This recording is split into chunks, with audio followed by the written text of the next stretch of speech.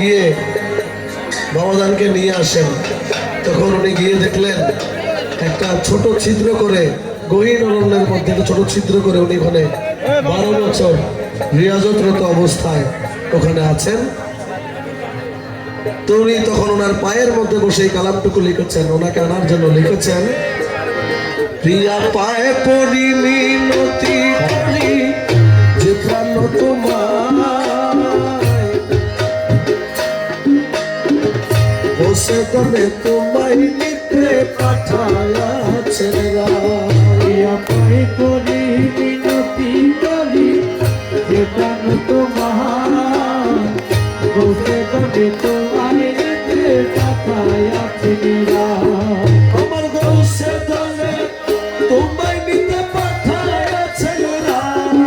আমার বসে দলে তোমায় নিতে পাঠায়াছেন রাম। বসে দলে তোমায় নিতে পাঠায়াছেন রাম। পায়ে পড়ি মিনতি করি যে প্রাণ তোমায়, বসে দলে তোমায় নিতে পাঠায়াছেন রাম। আমার বসে দলে তোমায় নিতে পাঠায়াছেন রাম। আমার বসে দলে তোমায় নিতে পাঠায়াছেন রাম। বসে দলে তোমায় নিতে পাঠায়াছেন রাম। যখন লিখলেন পায়ে পড়ি মিনতি করি যে প্রাণ তোমায়, বসে দলে তোমায় নিতে পাঠায়াছেন রাম, উনি পা মোবারক দিকে ধাক্কা দিয়ে বলছে আমি যাবো না, তুমি চলে যাও। তখন তিনি পায়ের ধাক্কা খেয়ে লিখেছেন, পায়ে না ঠেলিও মোরে ও মৌলা, প্রিয়া এবার চলো ঘরে। পায়ে না ঠেলিও মোরে, প্রিয়া এবার চলো ঘরে।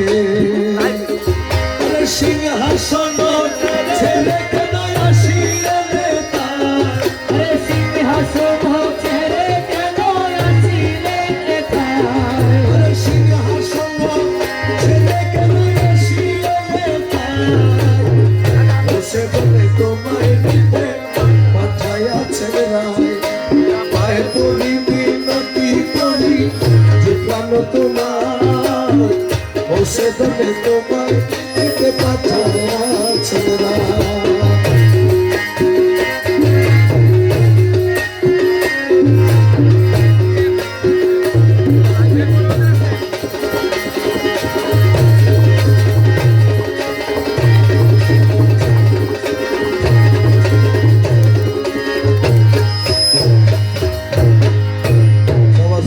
এরপরে বলছে আমি যাবো না, তুমি চলে যাও।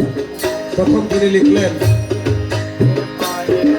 আমার আখির পুতুলি করে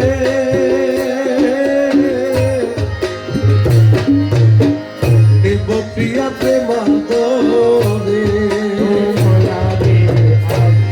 পুতুলি করে নিব প্রিয়া প্রেমান্তরে। সিংহাসনে বসাবো তোমায়, আরে মাঝ ভান্ডারের সিংহাসনে